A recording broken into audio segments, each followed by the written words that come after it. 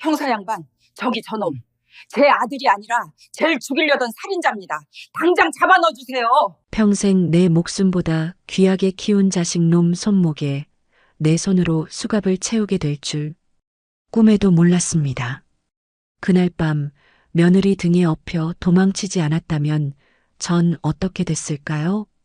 이 끔찍하고 기막힌 사연은 바로 3일 전 유난히 노을이 붉었던 그날 저녁에 시작되었습니다. 이바구 시작 전에 구독과 좋아요 부탁드리며 끝까지 함께 해주세요. 그날은 참 이상하리만치 기분 좋은 날이었습니다. 시장에서 생선도 일찍 다 팔렸고 몸도 깃털처럼 가벼웠지요. 콧노래를 흥얼거리며 저녁 준비를 하고 있는데 현관문 도어락 소리가 들리더군요. 문을 열고 들어온 건 다름 아닌 제 아들 성훈이었습니다.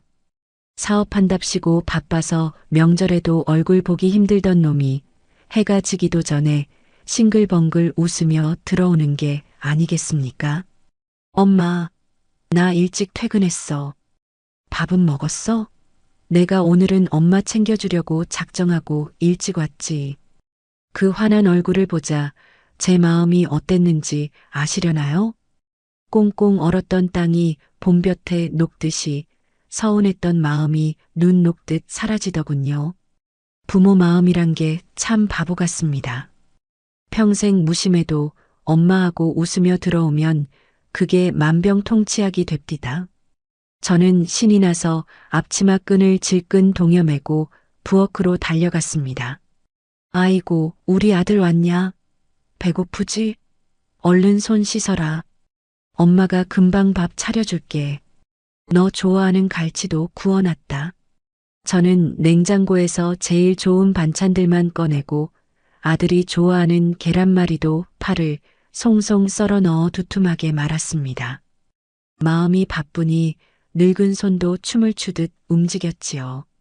찌개가 보글보글 끓고 고소한 생선 굽는 냄새가 집안을 채울 때까지만 해도 저는 제가 세상에서 제일 행복한 늙은이라고 착각했습니다. 잠시 후 김이 모락모락 나는 밥상을 다 비운 아들이 품에서 무언가를 조심스레 꺼냈습니다. 번쩍거리는 황금색 보자기에 쌓인 귀해 보이는 약병이었습니다. 엄마, 이거 특제 보약이야. 엄마 요즘 통 기운 없어 보여서 내가 어렵게 구했어. 이거 진짜 비싼 거야. 녹용에 뭐해? 내가 엄마 생각해서 얼마나 알아보고 산 줄 알아? 저는 순간 목이 메어 말이 안 나왔습니다. 보약이라니요. 저 같은 시장판 생선 장수 할머니는 아파도 약국 쌍화탕 한 병이면 감지덕지인데 아들이 내 몸 생각해서 그 비싼 보약을 지어왔다니 가슴 밑바닥에서 뜨거운 게 울컥 치솟아 올라 눈앞이 흐릿해졌습니다. 내 자식이 드디어 철이 들었구나. 늙은 어미 버리지는 않겠구나. 그래, 내가 헛살지는 않았어. 아들의 손을 잡으며 고맙다, 고맙다 연신 고개를 끄덕이고 있는데 바로 그때였습니다. 어머님, 며느리 민정이가 부엌 문턱에 서 있었습니다. 평소 같으면 싹싹하게 과일이라도 깎아올 아이인데 그날 민정이의 목소리는 어딘가 이상했습니다. 고개를 돌려 며느리를 보니 얼굴은 밀가루를 뒤집어 쓴 것처럼 하얗게 질려 있었고 입술은 바짝 말라 터져 있었지요. 마치 목구멍까지 올라온 비명을 억지로 삼키고 있는 사람처럼요. 민정이는 남편인 성훈이는 쳐다보지도 않고 식탁 위에 놓인 그 약사발만 뚫어져라 보고 있었습니다. 그리고는 덜덜 떨리는 목소리로 말했지요. 어머님, 지금 식사하셔서 배부르시잖아요. 그 약, 나중에 드세요. 그 말이 제 귀에는 참 묘하게 들렸습니다. 보약은 원래 밥 든든히 먹고 식후에 먹는 거 아닙니까? 제가 의아해서 멀뚱히 쳐다보자 민정이는 한 발자국 다가오며 더 다급하게 말을 이었습니다. 오늘은 그냥 쉬세요. 내일 드셔도 돼요. 네. 제발요, 어머님. 저는 슬슬 부하가 치밀어 올랐습니다. 남편은 땀 흘려가며 늙은 어미 챙기겠다고 보약을 사왔는데 며느리는 왜 저렇게 초를 치나 싶더군요. 시어머니가 아들한테 사랑받는 게 그렇게 배가 아픈가, 며느리가 질투를 하나. 그런 못난 생각까지 들었습니다. 저는 미간을 찌푸리며 며느리를 쏘아붙였습니다. 민정아, 너는 오늘따라 왜 그리 유난이냐? 내 남편이 내 생각해서 비싼 돈 주고 해온 건데 고맙다고는 못할 망정 왜 못 먹게 해? 내가 이 좋은 거 먹고 오래 살까봐 겁나냐?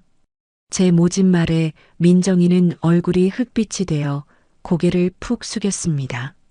무어라 대답을 해야 하는데 차마 입이 떨어지지 않는다는 그 표정. 저는 그때 그게 그저 며느리의 심술이라고만 생각했습니다. 성훈이는 사람 좋은 미소를 지으며 제 앞에 약사발을 쓱 더 가까이 밀었습니다. 엄마, 민정이는 원래 걱정이 많잖아. 신경 쓰지 마. 이거 먹으면 기운이 펄펄 날 거야. 자, 식기 전에 어서 쭉 들이켜. 내가 엄마 마시는 거 보려고 기다리잖아. 저는 아들의 그 말이 너무 고마워서 흐뭇한 마음에 사발을 양손으로 들었습니다. 씁쓸하면서도 달큰한 진한 한약 냄새가 코끝을 확 찔러왔습니다. 따뜻한 온기가 손바닥에 전해지자 마음이 편안해지더군요. 저는 아이고 우리 아들 고맙다 속으로 되뇌며 사발에 입을 대고 한 모금 꿀꺽 삼켰습니다. 뜨겁지도 차갑지도 않은 그 시커먼 국물이 제 목을 타고 뱃속으로 넘어갔습니다. 그 순간이었습니다. 민정이가 달려들어 제 손목을 거칠게 낚아채듯 잡았습니다. 평소엔 힘도 없는 사람이 그날만큼은 손끝에 어찌나 힘이 들어가 있던지 제 손목뼈가 으스러지는 줄 알았습니다. 깜짝 놀라 쳐다본 민정이의 눈. 그 눈이 저를 보며 애원하고 있었습니다. 입 밖으로 내지는 못했지만 그 눈동자는 분명히 비명을 지르고 있었어요. 먹지 마세요. 어머님 제발 드시지 마세요. 죽어요. 하지만 어리석은 저는 그 눈빛의 의미를 읽지 못했습니다. 그저 내 아들 정성을 무시한다고만 생각해서 오기가 생기더군요. 이게 뭐 하는 짓이냐? 나라. 시어머니 먹는 걸 뺏는 며느리가 어디 있어. 저는 며느리의 손을 매몰차게 뿌리치고 다시 약사발을 들었습니다. 그때 민정이가 제 발밑에 주저앉으며 모기만한 소리로 중얼거렸습니다. 어머님, 배탈 나요. 오늘은 그만 드세요. 네. 그 처절한 한마디가 제 가슴 한구석에 찝찝한 가시처럼 박혔습니다. 배탈? 보약 먹는데 무슨 배탈? 혹시 이 약이 내 체질에 안 맞나? 하지만 그 의심보다 더 큰 건 아들을 실망시키기 싫다는 맹목적인 마음이었습니다. 그래도 며느리가 저렇게까지 말리니 당장 마시기는 껄끄러워졌지요. 저는 결국 며느리 눈치를 보느라 사발을 식탁에 툭 내려놓으며 툴툴거렸습니다. 알았다, 알았어. 거참, 며느리 무서워서 약 한 번 마음 편히 못 먹겠네. 이따가 자기 전에 데워 먹을란다. 됐냐? 그때였습니다. 성훈이의 얼굴이 아주 잠깐, 정말 눈 깜짝할 사이에 험악하게 일그러진 걸 저는 보았습니다. 칙, 아주 작은 혀 차는 소리. 그게 제 아들 입에서 나온 소리가 맞나 싶어 고개를 번쩍 들었을 때 성훈이는 이미 다시 세상 둘도 없는 효자의 얼굴로 돌아가 웃고 있었습니다. 그래요, 엄마. 무리하지 말고 있다가 꼭 드세요. 내가 나중에 먹었나 안 먹었나 확인할 거야. 그날 밤 저는 자리에 누웠는데도 속이 울렁거려 잠을 이룰 수가 없었습니다. 아까 한 모금 마신 게 체한 건지 아니면 아들의 그 짧은 표정이 마음에 걸린 건지 내가 며느리 눈치 보느라 내 아들이 준 약도 못 먹다니. 세상 천지에 이런 시어머니가 어디 있나 생각할수록 괘씸했습니다. 민정이 그 아이 평소엔 얌전하더니 보약 앞에서 눈이 획 돌아가서 제 손목을 낚아채던 그 모습이 잊히질 않더군요. 혹시나 남편이 시어머니한테 돈 쓰는 게 아까워서 그러나? 아니면 내가 오래 살아서 짐 될까봐 싫은 건가? 꼬리에 꼬리를 무는 나쁜 생각들이 제 머릿속을 갉아먹기 시작했습니다. 그때였습니다. 목이 말라 물이나 한 잔 마셔야겠다 싶어 방문을 열고 거실로 나갔을 때입니다. 모두 잠든 새벽 2시. 거실엔 어둠만 깔려 있었는데 부엌 쪽에서 희미한 인기척이 느껴졌습니다. 싱크대 쪽 조명등만 작게 켜져 있더군요. 저는 아들이 물 마시러 나왔나 싶어 반가운 마음에 살금살금 다가갔습니다. 그런데 거기에 서 있는 건 아들이 아니라 며느리 민정이었습니다. 민정이는 싱크대 앞에 등을 돌리고 서서 무언가를 하고 있었습니다. 그런데 그 뒷모습이 어딘가 모르게 쫓기는 사람처럼 다급해 보였습니다. 저는 숨을 죽이고 부엌 입구 기둥 뒤에 서서 지켜봤지요. 졸졸졸졸 수돗물을 아주 약하게 틀어놓는 소리가 들렸습니다. 밤에 물소리가 크게 나면 식구들이 깰까봐 조심하는 것 같더군요. 그런데 민정이 손에 들려 있는 것, 그게 번쩍하고 빛을 받았습니다. 그건 바로 아까 저녁에 제가 다 못 마시고 남겨둔 식탁 위에 랩을 씌워뒀던 그 약사발이었습니다. 저게 지금 뭐 하는 짓이야? 제가 입을 때려던 찰나였습니다. 민정이가 랩을 뜯어내더니 그 시커먼 약물을 망설임 없이 싱크대 개수구에 쏟아버리는 게 아니겠습니까?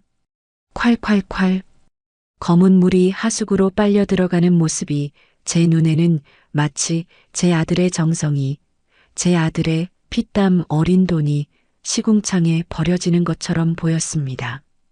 민정이는 그릇을 물로 헹구기까지 하더군요. 아주 증거를 없애겠다는 듯이 철저하게요. 그 순간 제 눈에서 불꽃이 튀었습니다. 이성의 끈이 툭 하고 끊어지는 소리가 들렸지요. 아, 너 지금 뭐 하는 짓이냐? 제 호통 소리가 새벽의 정적을 찢어발겼습니다. 민정이는 소스라치게 놀라며 그릇을 놓칠 뻔했습니다. 어깨를 흠칫 떨며 뒤를 돌아보는데 그 얼굴이 어찌나 하얗게 질려 있던지 귀신을 본 줄 알았습니다. 어머님. 민정이는 젖은 손을 앞치마에 숨기며 뒷걸음질 쳤습니다. 저는 성큼성큼 다가가 싱크대를 확인했습니다.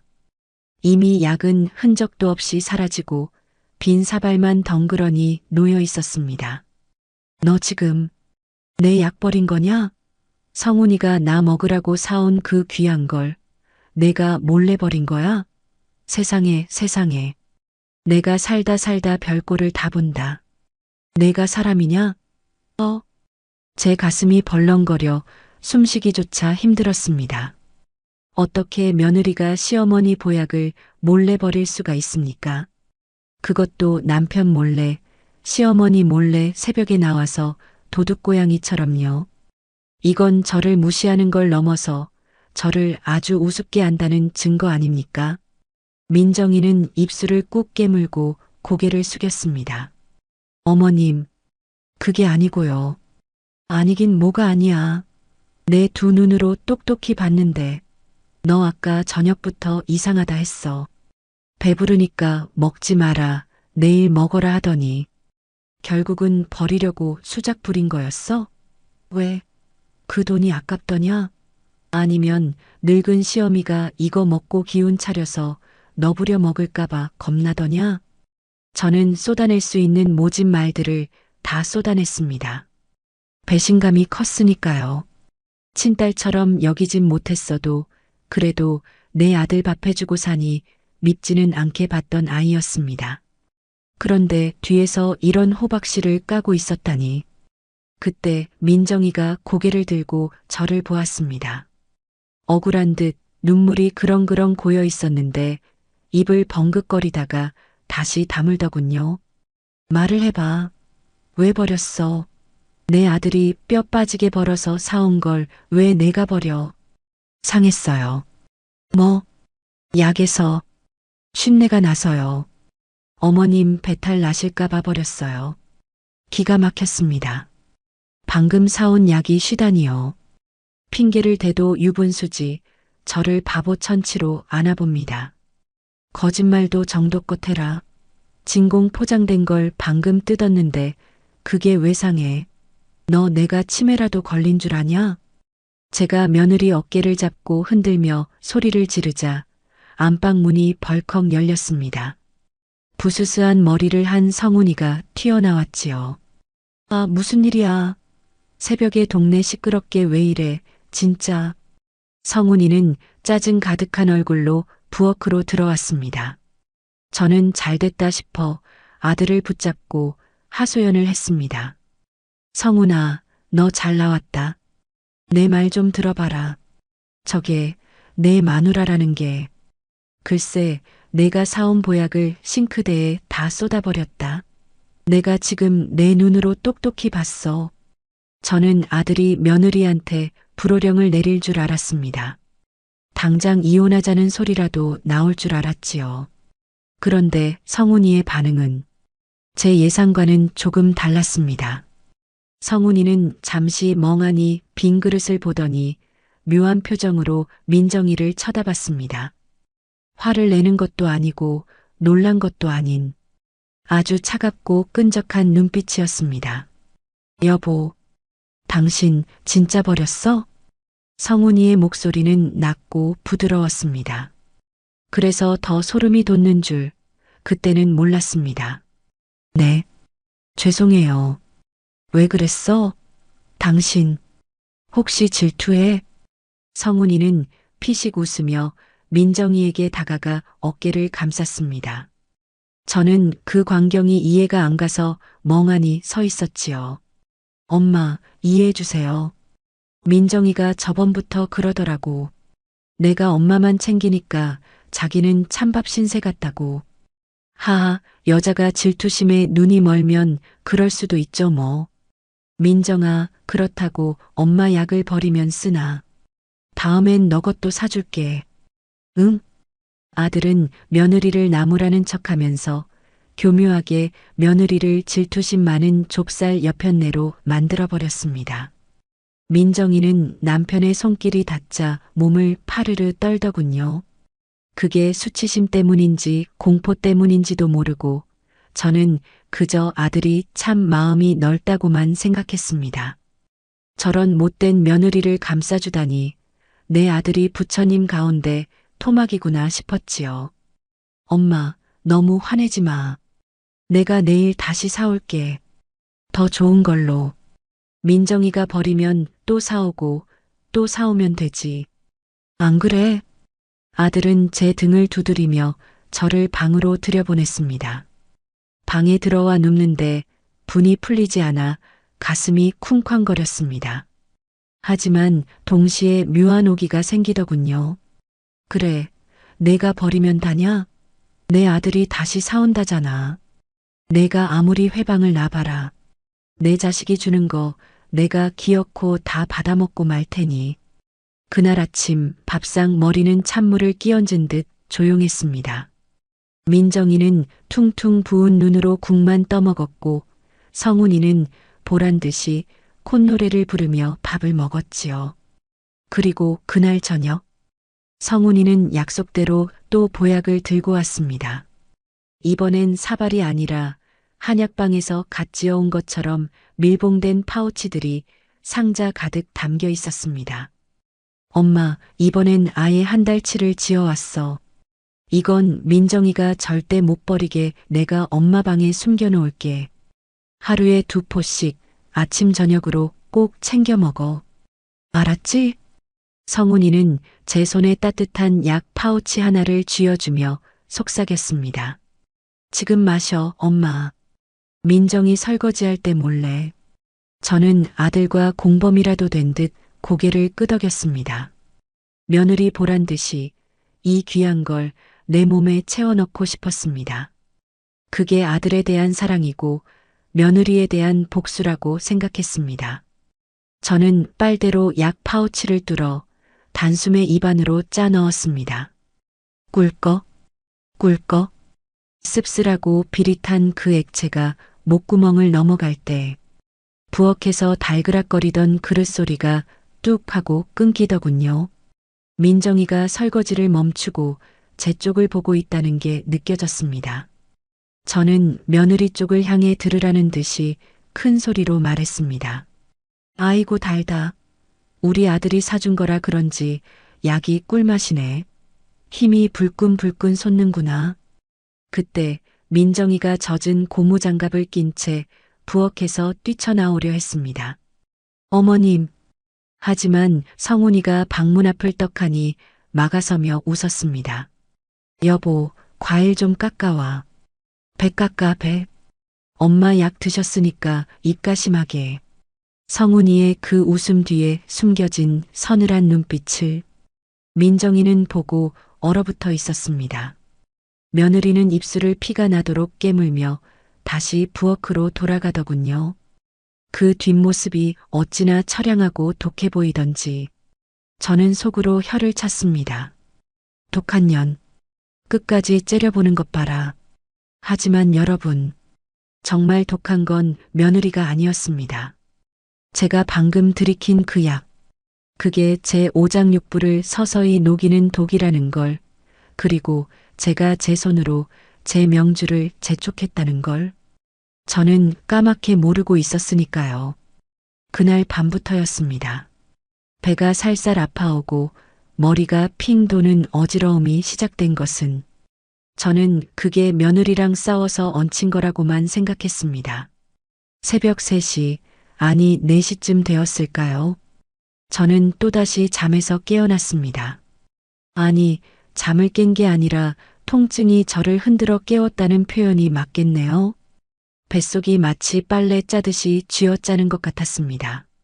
명치 끝이 꽉 막힌 것처럼 답답하고 머리는 맷돌을 돌리는 것처럼 웅웅거렸습니다. 며칠 전부터 시작된 이 증세는 성훈이가 준 그 특제 보약을 먹은 직후면 어김없이 찾아왔습니다. 으윽, 저도 모르게 앓는 소리가 새어나왔습니다. 이불을 걷어차고 일어나 앉으려는데 천장이 빙글 돌더군요. 벽에 걸린 달력 숫자가 2개로 보였다가 3개로 보였다가 속이 메스꺼워서 헛구역질이 올라왔습니다. 이게 대체 무슨 일이냐?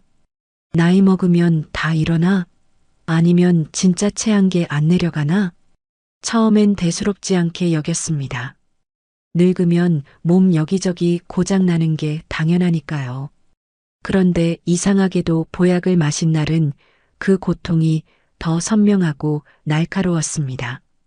다음 날 아침 밥상 앞에서도 저는 숟가락을 들 힘이 없었습니다. 평소 좋아하던 생선 구이 냄새가 역해서 코를 막아야 했지요. 제 얼굴이 헬쑥해진 걸 보고 성훈이가 걱정스러운 얼굴로 물었습니다. 엄마, 안색이 왜 이래?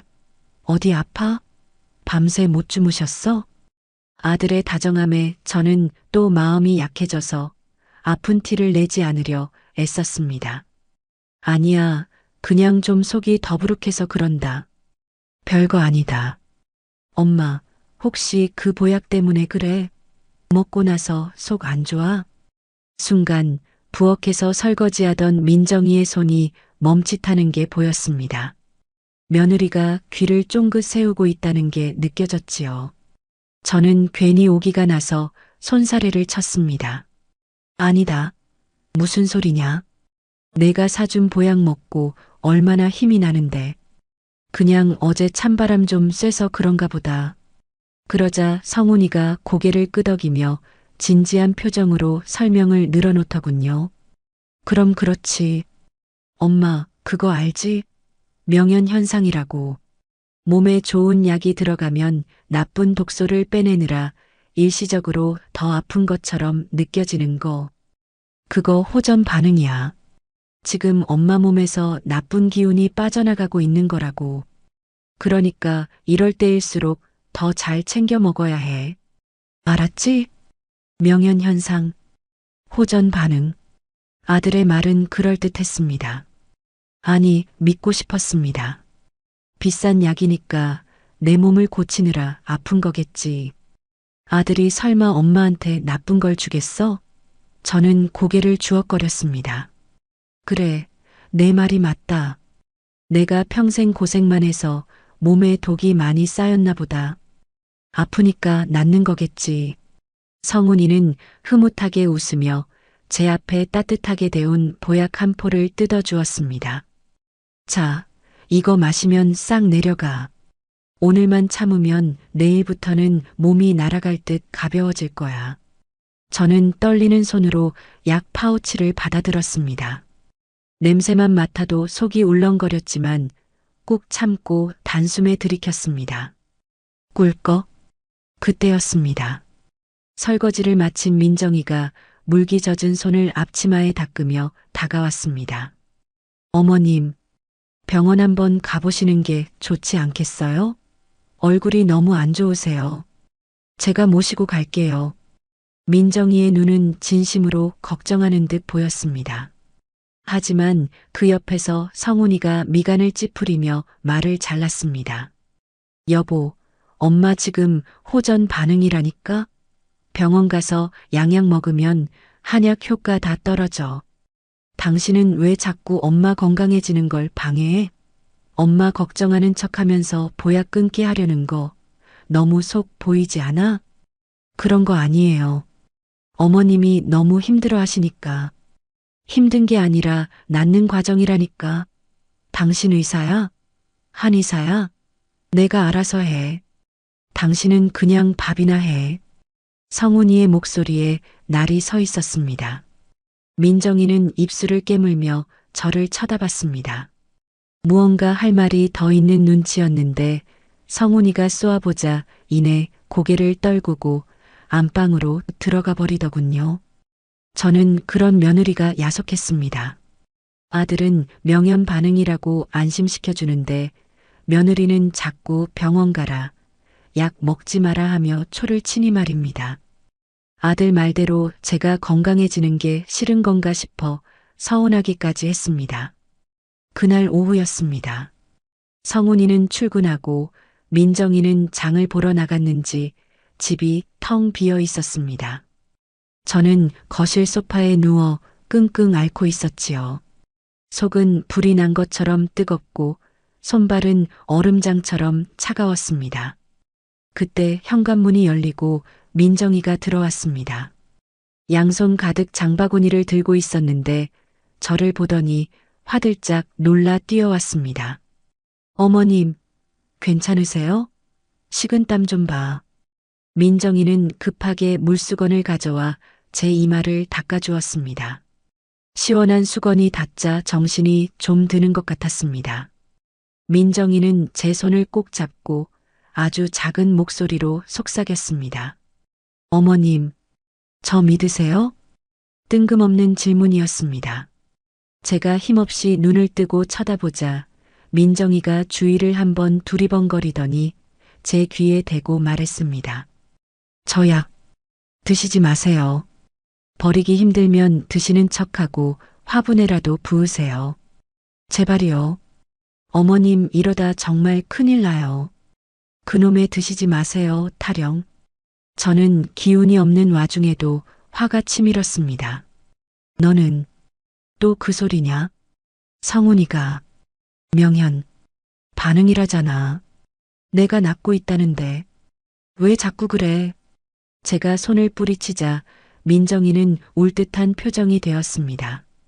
어머님, 그거 명현 반응 아니에요. 독이에요. 독, 독. 순간 제 귀를 의심했습니다. 며느리가 지금 무슨 소리를 하는 건가? 제 아들이 저한테 독을 먹인다는 소리인가? 너 지금 말 다 했냐? 독이라니? 성훈이가 나 죽이려고 독을 탔다는 거야? 미쳤어? 내 남편을 살인자로 몰아? 나가. 꼴도 보기 싫으니까 당장 나가. 저는 있는 힘을 다해 소리를 질렀습니다. 민정이는 제 호통에 놀라 입을 다물었습니다. 그리고는 슬픈 눈으로 저를 한참 바라보다가 조용히 일어나 부엌으로 갔습니다. 저는 씩씩거리는 숨을 몰아쉬며 생각했습니다. 저게 미쳐도 단단히 미쳤구나. 질투에 눈이 멀어서 남편을 독살범으로 몰아? 세상에 저런 악한 년이 어디 있어. 하지만 여러분, 제 몸은 거짓말을 하지 않았습니다. 그날 밤 저는 화장실에서 피가 섞인 토를 했습니다. 변기를 붙잡고 덜덜 떨면서 거울 속에 비친 제 얼굴을 보았지요. 해골처럼 눈이 푹 꺼지고 입술은 보라색으로 변해 있었습니다. 이게 정말 명현현상일까? 이게 정말 나쁜 독소가 빠지는 과정일까? 마음 한구석에서 의심의 싹이 트기 시작했습니다.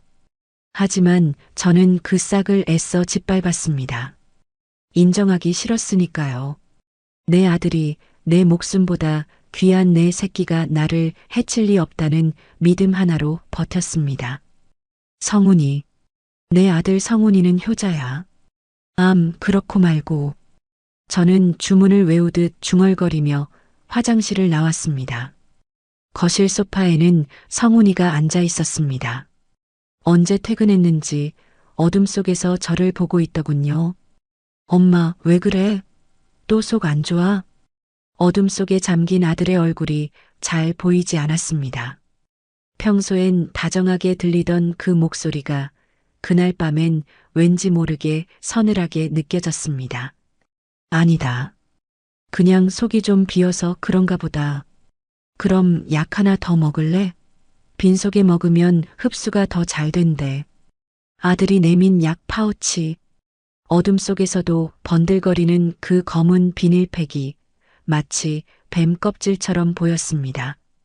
저는 떨리는 손으로 그것을 받아들었습니다. 받지 않으면 아들이 화낼까봐. 받지 않으면 내가 아들을 의심한다는 걸 들킬까봐. 고맙다, 아들. 저는 또다시 그 약을 삼켰습니다. 제 몸이 죽어가는 줄도 모르고 아들의 미소를 지키기 위해 그것이 우리 모자의 마지막 평화인 줄도 모르고 말입니다. 새벽 3시 40분. 벽시계 초침 소리가 유난히 크게 들리던 그 시각, 저는 타는 듯한 갈증에 눈을 떴습니다.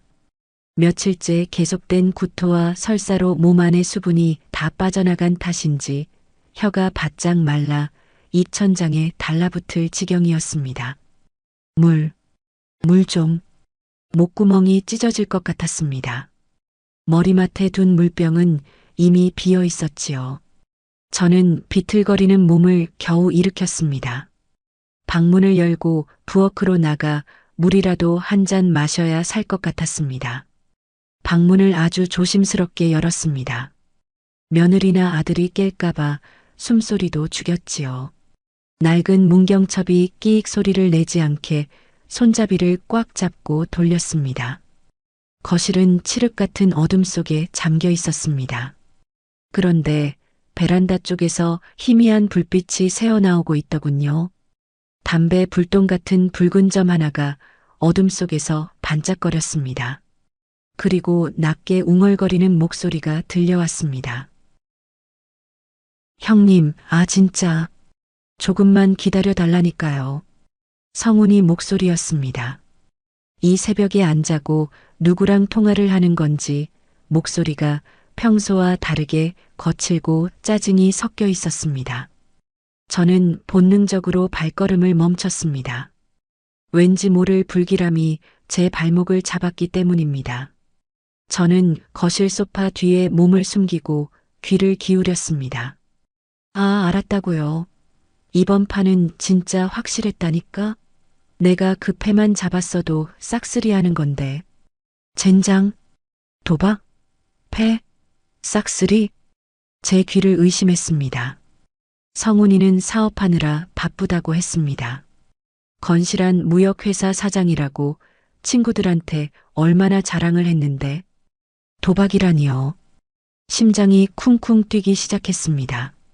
하지만 이어지는 말은 더 충격적이었습니다. 형님, 걱정 마쇼. 빚 3억?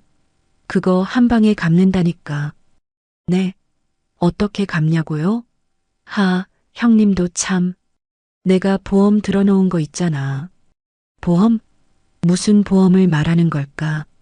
적금이라도 깼다는 건가? 성훈이는 베란다 창문을 조금 더 열고 담배 연기를 뿜어냈습니다. 연기가 거실 안으로 흘러들어와 매캐한 냄새가 났습니다. 그 냄새가 꼭 썩은 생선 내장 냄새 같았습니다. 우리 노인네. 며칠 안 남았어.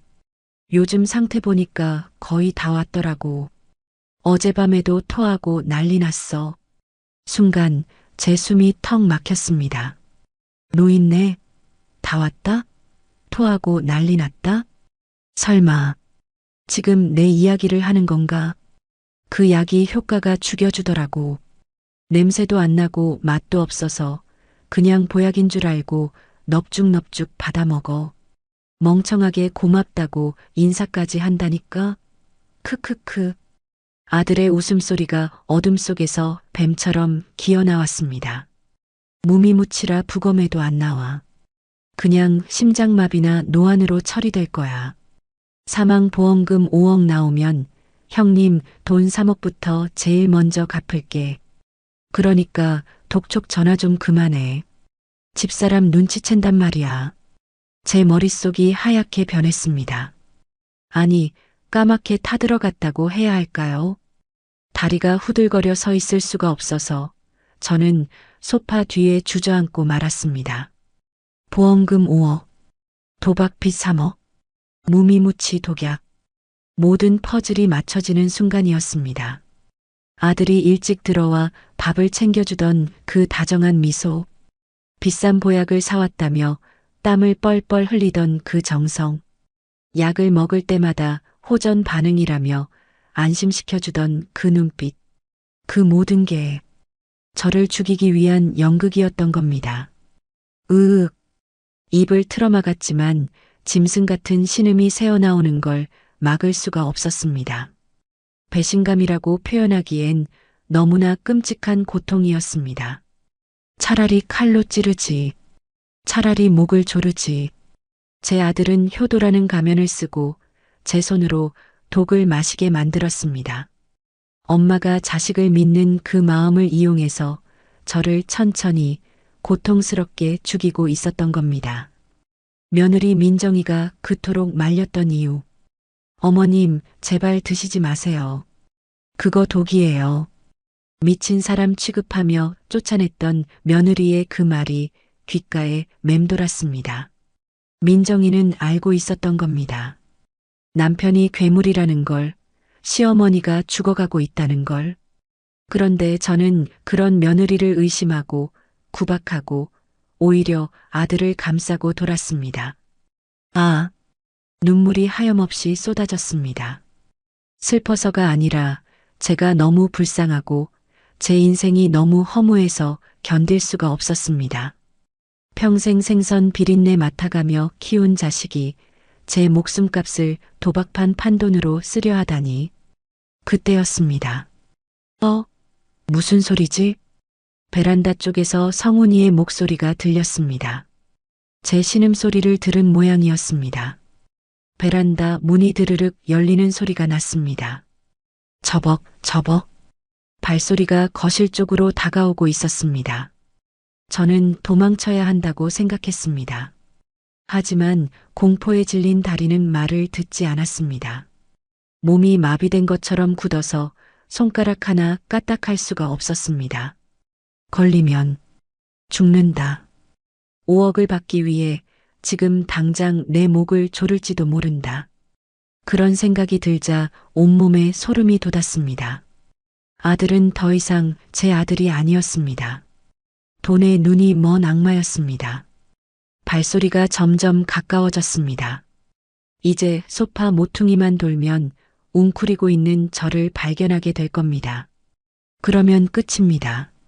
심장이 터질 것 같아 눈을 질끈 감았습니다. 하느님, 제발 살려주세요. 아니, 제발 저놈 손에 죽지만 않게 해주세요.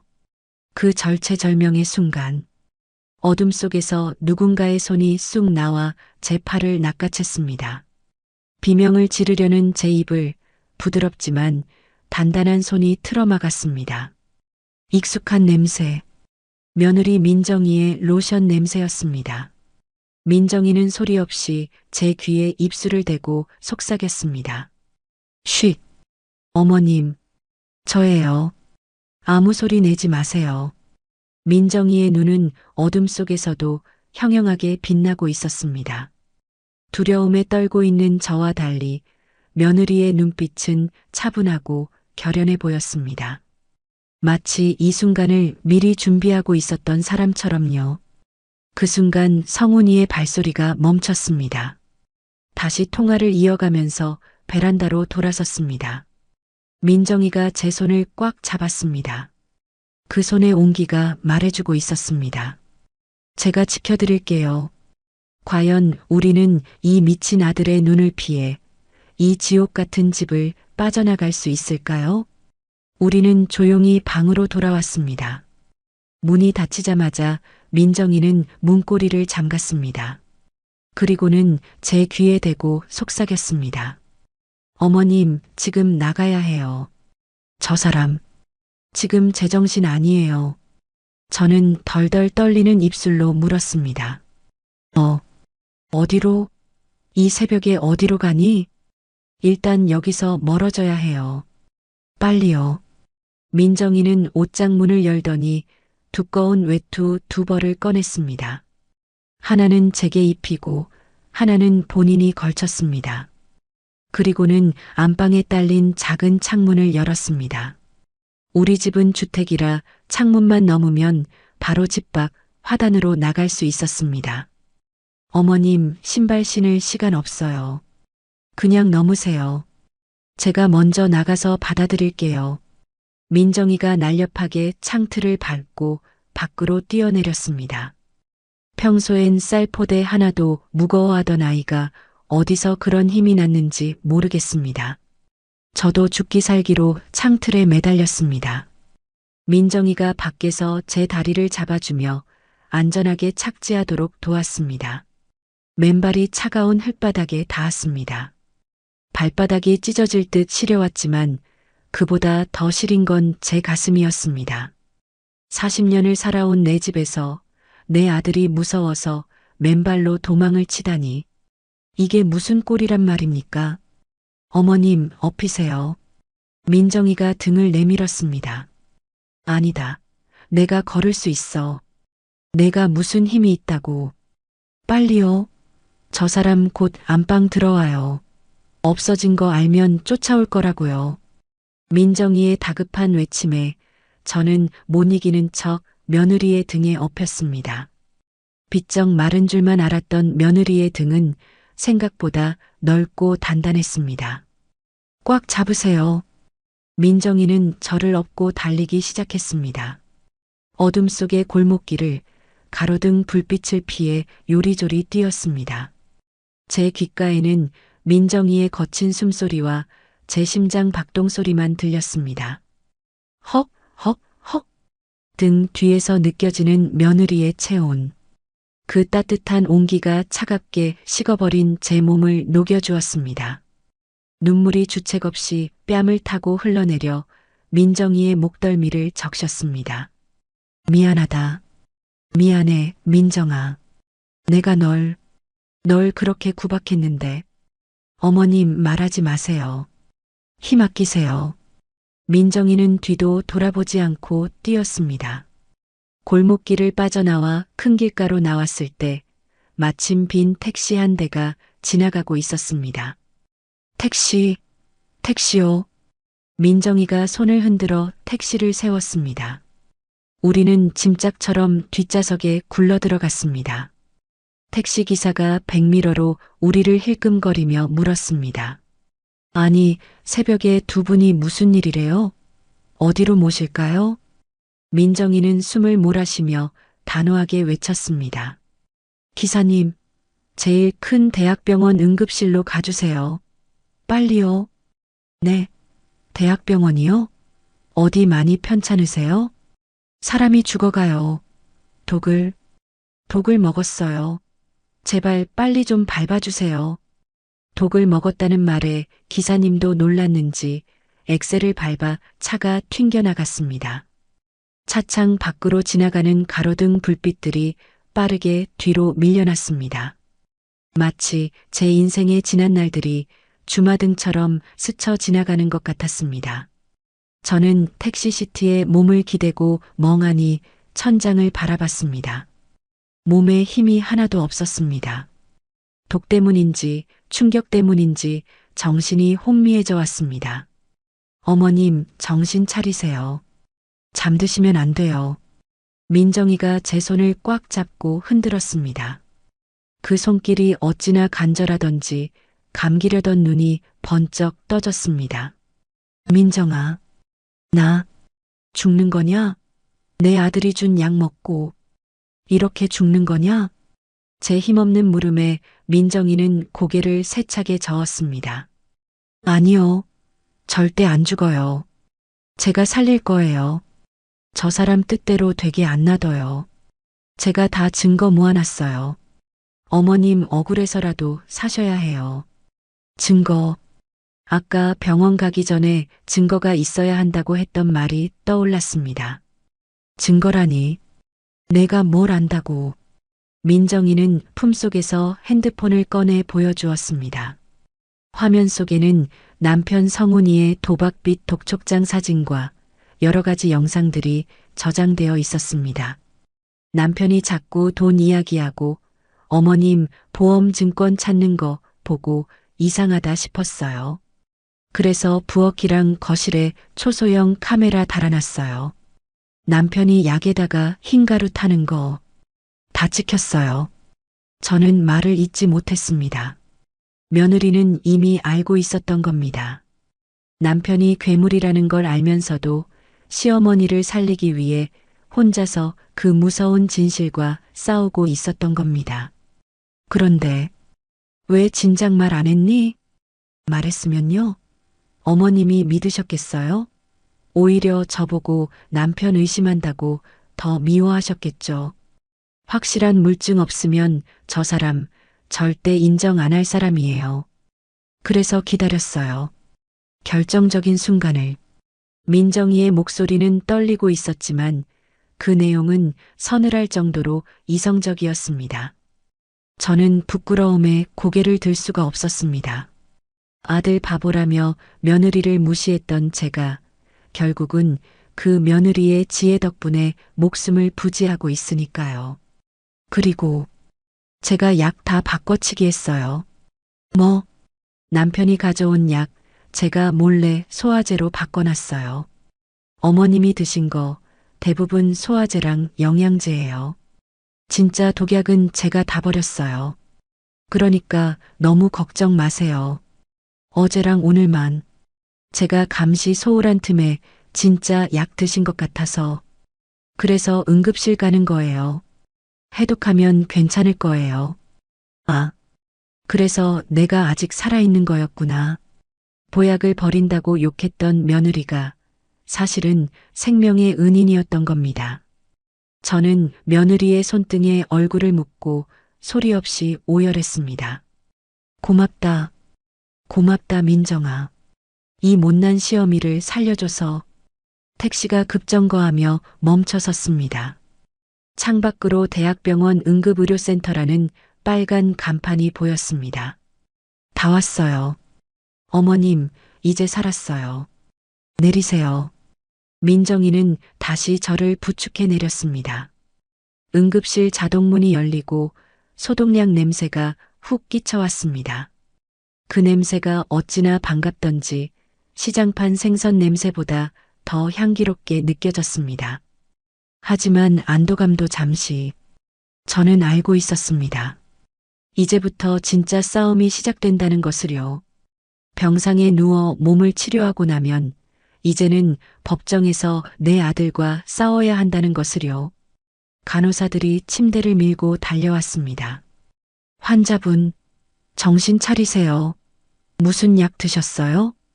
저는 희미해지는 의식 속에서 민정이의 손을 놓지 않으려고 안간힘을 썼습니다. 이 손을 놓으면 저는 다시 그 지옥 같은 집으로, 악마 같은 아들의 곁으로 끌려갈 것만 같았으니까요. 눈을 떴을 때 가장 먼저 들어온 건 하얀 천장이었습니다. 그리고 코를 찌르는 알코올 냄새와 귀에 거슬리는 기계음들. 몽롱한 정신 속에서도 아, 살았구나 하는 안도감이 들었지만 곧이어 밀려오는 현실의 무게가 제 가슴을 짓눌렀습니다. 어머님, 정신이 드세요? 옆에서 쪽잠을 자고 있던 민정이가 벌떡 일어났습니다. 헝클어진 머리에 퉁퉁 부은 눈. 평소 단정하던 며느리의 모습은 온데간데였고 마치 전쟁터를 빠져나온 피난민 같은 몰골이었습니다. 그 모습이 짠해서 저는 말라붙은 입술을 때려 했지만 목소리가 나오지 않았습니다. 말씀 안 하셔도 돼요. 의사 선생님이 검사 다 했고 수액 맞으면 괜찮으실 거라고 했어요. 다행히 치사량까진 안 들어갔대요. 치사량? 그 단어가 제 심장에 비수처럼 꽂혔습니다. 내 아들이 나에게 먹인 약의 양이 죽음에 이를 정도였는지 아닌지를 따져야 하는 이 상황이 너무나 비현실적으로 느껴졌습니다. 잠시 후 흰 가운을 입은 의사 선생님이 차트를 들고 다가왔습니다. 환자분, 보호자분, 검사 결과 나왔습니다. 혈액에서 메토밀 성분이 검출됐습니다. 농약의 일종인데 이거 무색무취라서 범죄에 자주 악용되는 독극물입니다. 조금이라도 늦게 오셨으면 정말 위험할 뻔했습니다. 농약.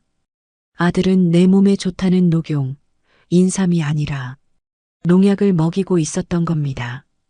의사 선생님은 심각한 표정으로 덧붙였습니다. 이건 명백한 중독사고 혹은 타살 시도입니다. 경찰에 신고하셔야 합니다. 소견서 필요하면 말씀하세요. 저는 멍하니 천장만 바라봤습니다. 신고, 경찰, 타살 시도. 평생 남에게 해코지 한 번 안 하고 살았는데 내 말년에 경찰서를 드나들어야 한다니. 그것도 내 아들을 잡기 위해서. 의사 선생님이 자리를 비우자 민정이가 침대 옆 보조의자를 바짝 당겨 앉았습니다. 그리고는 가방에서 두툼한 서류 봉투와 태블릿 PC를 꺼냈습니다. 어머님, 이제 결정하셔야 해요. 민정이의 목소리는 단호했습니다. 저 사람 그냥 두면 안 돼요. 어머님 퇴원하시면 다시 시도할 거예요. 도박 빚이 3억이 넘어요. 사채업자들한테 시달리고 있어서 눈에 뵈는 게 없다고요. 저는 고개를 돌려 민정이를 외면했습니다. 인정하기 싫었습니다. 그래도 내 배 아파 낳은 자식인데 설마 다시 그럴까? 한번 들켰으니 싹싹 빌지 않을까? 그런 미련한 마음이 꿈틀거렸습니다. 민정아, 그래도 성훈이가 실수한 거 아닐까? 도박 빚 때문에 잠깐 미쳐서. 실수요? 민정이가 헛웃음을 지었습니다. 그리고는 태블릿 PC 화면을 켰습니다. 이거 한번 보세요. 어머님 보약 드시고 방에 들어가서 주무실 때 거실에서 찍힌 거예요. 영상 속에는 성훈이가 소파에 앉아 누군가와 통화하는 모습이 담겨 있었습니다. 며칠 전 제가 아파서 끙끙 앓던 그날 밤의 날짜가 찍혀 있었습니다. 형님, 아 글쎄 조금만 더 기다리라니까. 노인네가 생각보다 질기네. 약을 2배로 늘렸는데도 안 죽어. 독한 노네야 아주. 내일은 아예 밥에다가 타버릴까 봐. 영상을 보는 제 손이 부들부들 떨렸습니다. 질기다, 독하다. 제가 살려고 발버둥 치는 그 모습이 아들 눈에는 그저 잘 안 죽어서 짜증나는 일에 불과했던 겁니다. 그리고 이것도 보세요. 민정이가 서류 봉투에서 꼬깃꼬깃한 종이 한 장을 꺼내 펼쳤습니다. 사망보험금량도 각서라는 제목이 선명했습니다. 이거 남편 양복 주머니에서 찾은 거예요. 사채업자한테 쓴 각서예요. 어머님 돌아가시면 나오는 생명보험금 5억, 그중 3억을 사채업자한테 바로 넘기겠다는 내용이에요. 이미 공증까지 다 받아놨더라고요. 각서 하단에는 성훈이의 지장과 서명이 뚜렷했습니다. 날짜는 무려 한 달 전. 아들은 보약을 사오기 전부터 이미 제 목숨을 담보로 빚잔치를 계획하고 있었던 겁니다. 어머님, 저 사람은 어머님을 엄마로 보는 게 아니에요. 그냥 걸어다니는 5억짜리 통장으로 보는 거예요. 그런데도 용서하실 거예요? 민정이의 눈에서 눈물이 뚝뚝 떨어졌습니다. 저는요, 어머님이 저 미워하실 때도 그래도 우리 남편 낳아주신 분이니까 참았어요. 그런데 남편이 어머님 죽이려고 하는 거 알았을 때, 그때는 못 참겠더라고요. 사람이 할 짓이 아니잖아요. 짐승도 제 부모는 알아본다는데, 저는 각서를 쥔 손에 힘을 주었습니다. 종이가 구겨지는 소리가 났습니다. 평생을 바쳐 키웠습니다. 시장 바닥에서 생선 비린내 난다고 사람들이 코를 막을 때도 저는 당당했습니다. 내 아들 대학 보내고 내 아들 장가 보내려면 이 냄새가 향수보다 좋다고 생각했습니다. 그런데 그 결과가 이겁니다. 내 아들은 나를 5억으로 계산하고 질긴 노인네라고 조롱했습니다. 제 안에서 무언가가 툭 하고 끊어졌습니다. 그것은 모정이었습니다. 맹목적이고 바보 같았던 모정이 끊어지고 그 자리에 차가운 분노와 이성이 들어찼습니다. 저는 눈물을 닦지 않고 똑바로 며느리를 바라봤습니다. 민정아, 네 어머님, 경찰 불러라. 민정이의 눈이 커졌습니다. 지금 당장 불러. 내 발로 걸어나가서 신고할 힘은 없어도 내 입으로 진술할 힘은 있다. 저 서류, 저 영상, 그리고 의사 선생님 진단서까지 하나도 빠짐없이 다 경찰한테 넘겨. 입안에서 쓴맛이 났습니다. 독약보다 더 쓴 배신의 맛이었습니다. 내 아들 박성훈이는 죽었다. 지금 저 밖에서 설치는 놈은 내 아들 탈을 쓴 악기야. 내 손으로 그 탈을 벗겨야 내가 편히 눈을 감지 않겠냐. 민정이는 제 손을 꽉 잡으며 고개를 끄덕였습니다. 알겠어요. 제가 다 할게요. 어머님은 그냥 계세요. 제가 변호사도 알아보고 경찰한테 설명도 다 할게요. 그때 응급실 입구 쪽이 소란스러워졌습니다. 어머니, 우리 어머니 어디 있어요? 익숙한 목소리, 성훈이었습니다. 우리가 없어진 걸 알고 병원들을 뒤지고 다녔나 봅니다. 뻔뻔하게도 걱정하는 척 소리를 지르며 뛰어들어오는 꼴이라니. 민정이가 벌떡 일어나 저를 막아섰습니다. 오지 마. 가까이 오지 마. 성훈이는 멈칫하더니 이내 비릿한 미소를 지으며 다가왔습니다. 여보, 왜 그래? 엄마 걱정돼서 온 사람한테. 엄마, 괜찮아? 내가 얼마나 놀랐는지 알아? 새벽에 왜 맨발로 나가? 끝까지 나를 걱정하는 척 하는구나. 저는 링거줄이 꽂힌 팔을 들어 올려 침대 난간을 잡고 몸을 일으켰습니다. 성훈아. 제 목소리에 성훈이가 흠칫했습니다. 평소에 다정한 엄마 목소리가 아니었으니까요. 지옥에서 돌아온 사람처럼 낮고 갈라진 목소리였습니다. 엄마, 정신이 좀 들어? 다행이다. 얼른 집에 가자. 내가 차 대기 시켜놨어. 성훈이가 제 팔을 잡으려 손을 뻗었습니다. 저는 그 손을 향해 있는 힘껏 침대 옆에 있던 스테인리스 물컵을 던졌습니다. 쨍그랑 물컵이 성훈이 발치에 떨어져 요란한 소리를 냈습니다. 응급실 안의 모든 시선이 우리에게 쏠렸습니다. 성훈이는 당황해서 얼굴이 불그락푸르락해졌습니다. 엄마, 미쳤어? 왜 이래? 미친 건 내가 아니라 너다. 이 살인자 새끼야. 저는 또렷하게 말했습니다. 응급실 안의 모든 사람이 들을 수 있도록. 내 몸에 독을 탄 놈이 어디서 감히 엄마 소리를 해? 민정아, 뭐하니? 지금 당장 110이 눌러. 내 눈앞에서 이놈 잡아가라고 해. 성훈이의 얼굴이 사색이 되었습니다. 뒤에 있던 민정이가 이미 핸드폰을 귀에 대고 있었습니다. 네, 경찰이죠? 여기 병원 응급실인데요. 살인 미수범 신고합니다. 네, 남편이요. 증거 다 있어요. 성훈이는 뒷걸음질 쳤습니다. 도망치려는 눈치였습니다. 하지만 보안 요원들이 이미 입구를 막아서고 있었습니다. 저는 침대에 기대어 그 꼴을 지켜봤습니다. 내 배 아파 낳은 자식이 몰락하는 순간 가슴이 찢어질 듯 아팠지만 저는 눈을 감지 않았습니다. 이게 내 자식 농사의 결말이라면 내 두 눈으로 똑똑히 봐주는 게 부모로서 마지막 도리일 테니까요. 차가운 철제 책상 하나를 사이에 두고 저와 제 아들 박성훈이 마주 앉았습니다. 불과 몇 시간 전만 해도 병원 응급실에서 난동을 부리던 놈이 경찰서에 끌려오니 제법 얌전한 척을 하더군요.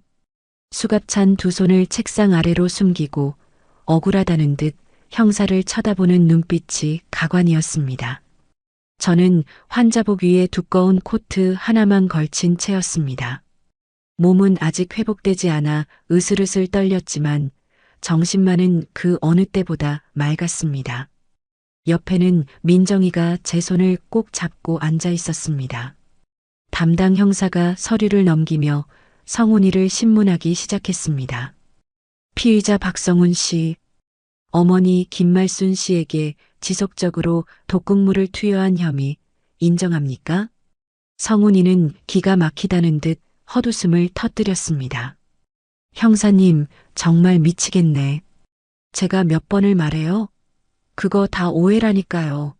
제가 어머니 몸 챙긴다고 비싼 보약 사다 드린 죄밖에 없어요. 그 약에 뭐가 들어갔는지는 저도 몰라요. 한약방에서 잘못 지어준 거겠죠. 한약방 어디입니까? 아니, 그게 인터넷에서 산 거라. 기억이 잘 안 나는데. 거짓말. 입만 열면 거짓말이 술술 나옵니다. 저는 끓어오르는 화를 꾹 누르고 놈을 노려봤습니다.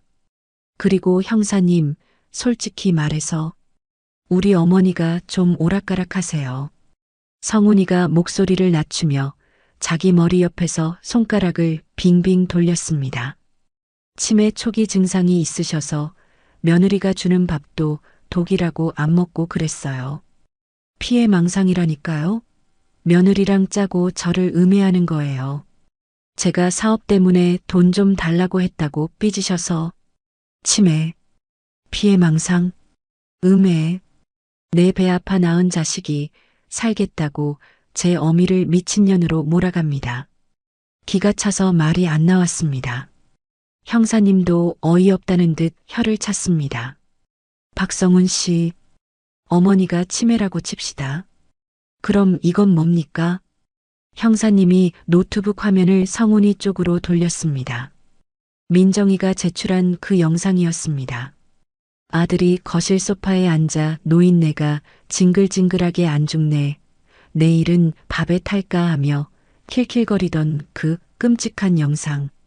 성훈이의 얼굴이 순식간에 굳어졌습니다. 눈동자가 갈 곳을 잃고 흔들렸습니다. 이건 농담한 거예요. 친구랑 술 마시고 그냥 홧김에. 농담? 사람 죽이는 게 농담입니까? 그리고 이거. 형사님이 또 다른 서류를 탁 하고 내려놓았습니다.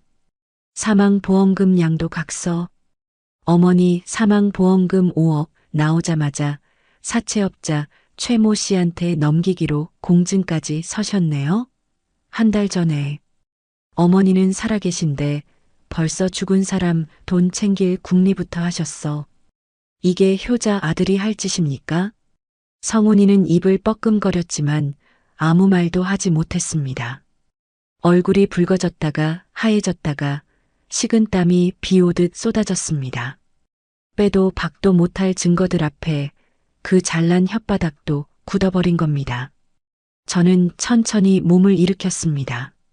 그리고 떨리는 손으로 물컵을 들어 입술을 죽였습니다. 이제 제가 말할 차례였습니다. 성훈아. 제 목소리에 놈이 고개를 들어 저를 봤습니다. 눈빛에 도끼가 서려 있었습니다. 반성은커녕 들켰다는 분함만 가득한 눈빛이었습니다. 내가 그랬지. 내가 돈 달라고 해서 삐졌다고. 그래, 내가 평생 돈거리며 살긴 했다.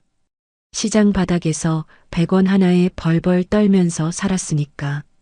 저는 숨을 깊게 들이마셨습니다. 근데 그 돈 다 누구 입으로 들어갔니? 내 대학 등록금, 내 첫 사업 자금. 다 내 생선 비린내 나는 앞치마에서 나온 돈이다.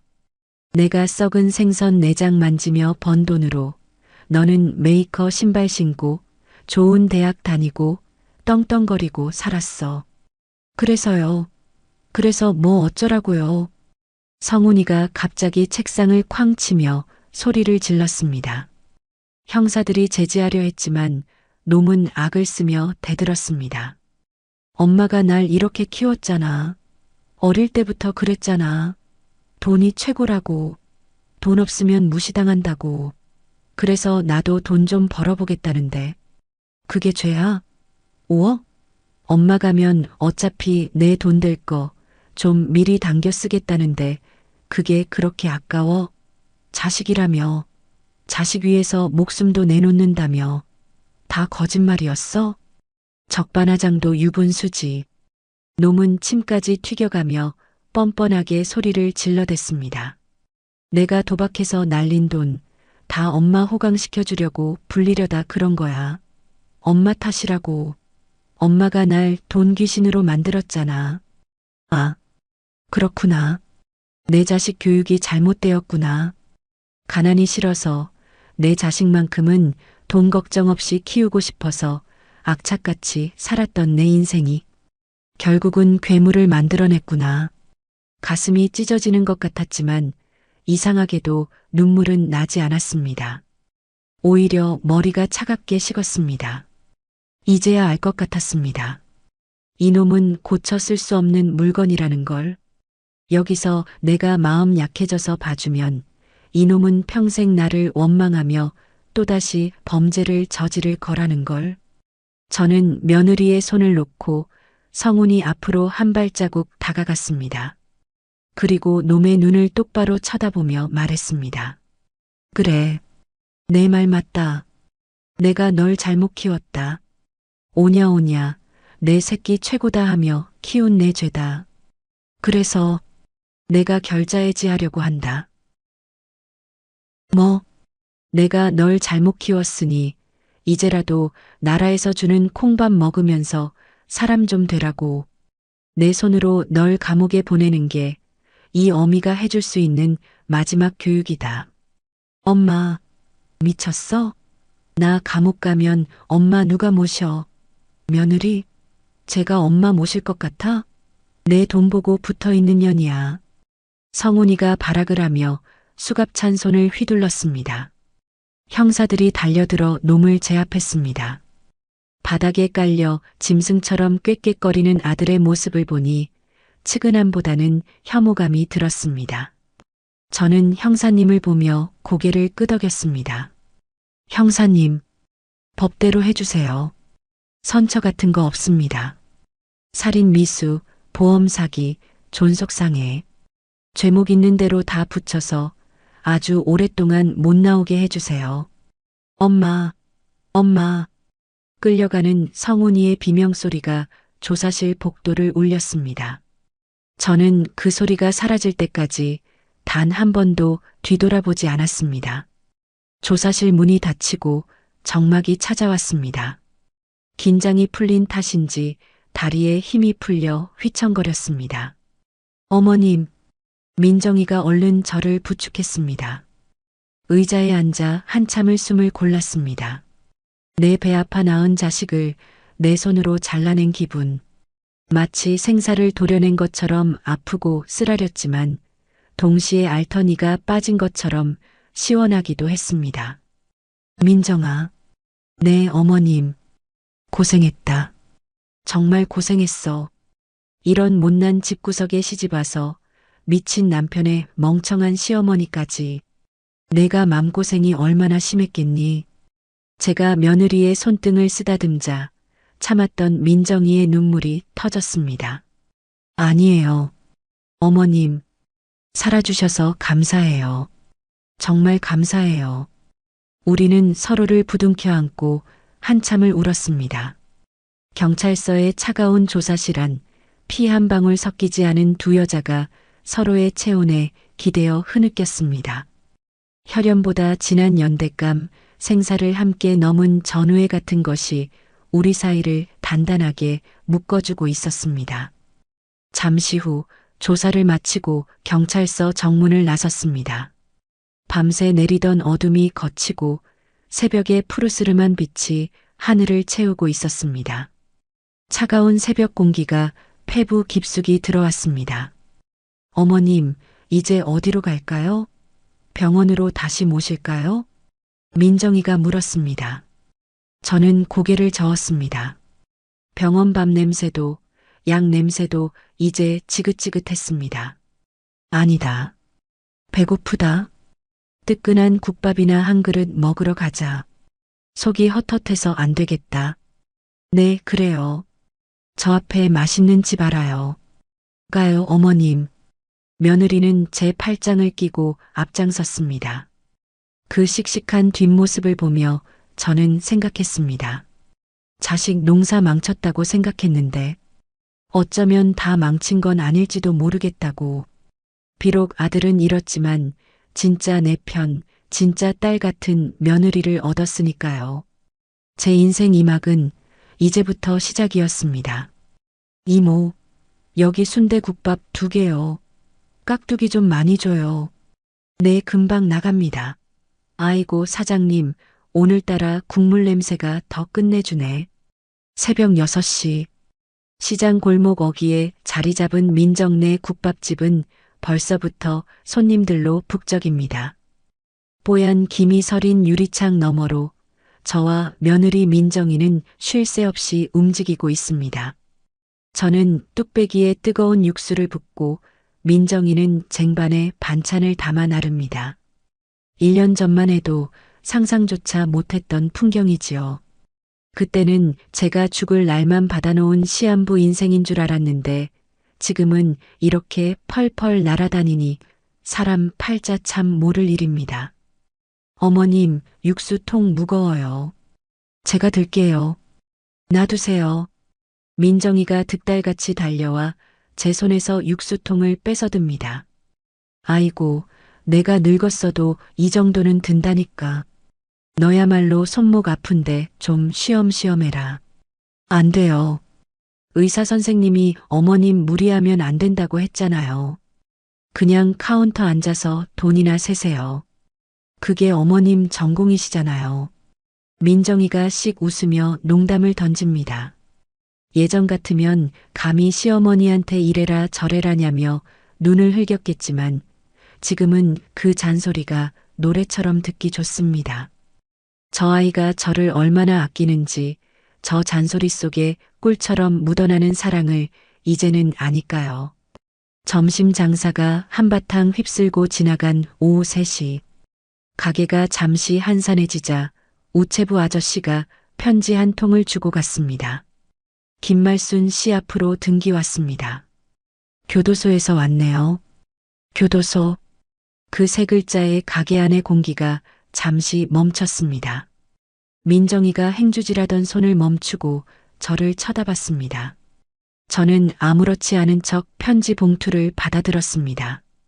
보낸 사람 안양교도소 수감번호 3802번 박성훈. 1년 만에 온 아들의 편지였습니다. 재판에서 징역 15년을 선고받고 끌려가면서도 저를 향해 엄마가 날 버렸다며 악을 쓰던 그놈입니다. 면회 한 번 안 갔는데 무슨 할 말이 있다고 편지를 보냈을까요? 저는 구석 테이블에 앉아 봉투를 뜯었습니다. 민정이는 걱정스러운 눈으로 제 곁에 다가와 섰습니다. 어머님, 안 보셔도 돼요. 버릴까요? 아니다. 뭐라고 지저대는지 한번 보자. 그래야 내 속이 시원하게 정리가 되지. 떨리는 손으로 편지지를 펼쳤습니다. 삐뚤빼뚤한 글씨가 눈에 들어왔습니다. 어머니 전상서. 어머니, 저 성훈이에요. 감옥밥이 너무 차갑습니다. 여기는 지옥이에요. 밤마다 어머니가 해주신 계란말이가 생각나서 눈물이 납니다. 제가 잘못했습니다. 정말 죽을 죄를 지었습니다. 그때는 제가 도박 귀신에 씌었었나 봅니다. 초반 몇 줄은 그럴듯했습니다. 참회하는 척, 불쌍한 척. 마음 약한 부모라면 여기서 눈물이 핑 돌았겠지요. 하지만 저는 다음 줄을 읽으며 헛웃음을 터뜨리고 말았습니다. 그런데 어머니, 변호사 말로는 어머니가 탄원서 한 장만 써주시면 감형이 될 수도 있대요. 그리고 영치금이 좀 부족합니다. 안에서 괴롭히는 놈들이 있어서 돈이 좀 필요해요. 가게 잘 된다면서요? 한 달에 50만 원만이라도 좀 넣어주세요. 나가면 제가 진짜 효도할게요. 맹세해요. 탄원서, 영치금, 50만 원. 역시나였습니다. 이놈은 변하지 않았습니다. 반성이 아니라 거래를 하러 온 겁니다. 감옥에 갇혀서도 어미를 여전히 지갑으로 이용할 도구로 보고 있는 겁니다. 참나. 제가 기가 막혀서 웃자 민정이가 편지를 뺏어 들었습니다. 내용을 훑어본 민정이의 얼굴이 불그락푸르락해졌습니다. 이 인간이 진짜 아직도 정신 못 차리고. 어머님, 이거 찢어버리세요. 아니, 제가 태워버릴게요. 민정이가 당장이라도 라이터를 찾을 기세였습니다. 저는 그런 며느리의 손을 잡고 차분하게 말했습니다.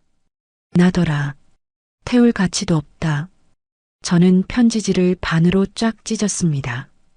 그리고 다시 반으로, 또 반으로. 종이가 잘게 부서져 휴지 조각이 될 때까지 찢고 또 찢었습니다. 제 마음속에 남아있던 마지막 미련, 혹시나 했던 일말의 모정까지 샅샅이 갈아 없애버렸습니다. 민정아, 쓰레기통 가져오너라. 저는 찢어진 종이 조각들을 쓰레기통에 툭 털어 넣었습니다. 마치 묵은 체증이 쑥 내려가는 기분이었습니다. 이제 박성훈이는 내 인생에 없다. 영치금, 탄원서, 꿈깨라고 해라. 내 돈은 10원 한 장도 그놈한테 안 간다. 다 넣어줄 거다. 아니, 우리 둘이 맛있는 거 사 먹고 좋은 구경 다니는데 다 쓸 거다. 제 말에 민정이가 눈물을 글썽이며 웃었습니다. 어머님, 저 돈 필요 없어요. 그냥 어머님 건강하게 오래오래 제 옆에 계셔주시면 돼요. 그래, 안다. 내가 돈 욕심 없는 거. 그래서 더 주고 싶은 거다. 이 미련한 거사. 저는 며느리의 어깨를 감싸 안았습니다. 1년 전 그 공포스럽던 새벽에 저를 업고 뛰던 그 어깨입니다. 그때는 비쩍 말라서 뼈만 앙상했는데 이제는 국밥집 일을 하도 해서 제법 단단해졌습니다. 민정아, 밥 먹자. 배고프다. 네. 오늘 겉절이 새로 담갔는데 수육 삶아서 같이 드실래요? 좋지. 소주도 딱 한 잔만 할까? 어머님은 안 돼요. 사이다 드세요. 저는 맥주 한 잔 할게요. 우리는 가게 문을 잠시 닫고 우리만의 늦은 점심상을 차렸습니다. 김이 모락모락 나는 수육 한 접시, 갓 담근 빨간 겉절이, 그리고 뚝배기 가득 담긴 국밥. 진수성찬이 따로 없었습니다. 민정이가 쌈을 크게 싸서 제 입에 넣어 주었습니다. 아하세요, 어머니. 어머니. 그 호칭이 참 따뜻하게 들렸습니다. 예전에는 며느리가 어머니라고 부르면 왠지 거리감이 느껴졌는데 이제는 엄마라고 부르는 것보다 더 살갑고 뭉클합니다. 피 한 방울 안 섞였지만 죽음의 문턱에서 나를 살려낸 사람. 내 아들은 나를 죽이려 했지만 남이라고 생각했던 이 아이는 나를 위해 제 인생을 걸었습니다. 사람들은 말합니다. 피는 물보다 진하다고. 하지만 저는 이제 압니다. 피보다 진한 건 사람의 도리이고 서로를 지켜주는 마음이라는 것을요. 저는 우물우물 쌈을 씹으며 민정이를 바라봤습니다. 민정아, 다음 주에 가게 하루 쉬자. 왜요? 어디 편찮으세요? 아니, 꽃놀이 가자. 너 시집와서 꽃 구경 한번 못 가봤다며. 저기 남쪽에 매화가 흐드러지게 폈다더라. 가서 꽃도 보고 회도 한 접시 먹고 오자. 민정이의 눈이 반달처럼 휘어졌습니다. 좋아요. 저 운전 연습 많이 했어요. 제가 모실게요. 그래, 가자. 내 딸 민정이랑 꽃놀이 한번 가보자. 창밖으로 따스한 봄 햇살이 쏟아져 들어왔습니다. 제 인생의 겨울은 길고 혹독했지만 이제야 비로소 진짜 봄이 온 것 같습니다. 수갑찬 아들의 뒷모습을 보며 흘렸던 눈물은 이제 말랐습니다. 대신 제 앞에는 저를 보고 환하게 웃는 딸이 있습니다. 이만하면 제 인생 성공한 거 아닐까요? 여러분도 곁에 있는 사람의 손을 꼭 잡으세요. 핏줄이 아니어도 괜찮습니다. 마음을 나누고 아픔을 나누고 서로의 밥숟가락을 챙겨주는 그 사람이 바로 당신의 진짜 가족입니다. 오늘의 이바구는 여기까지입니다.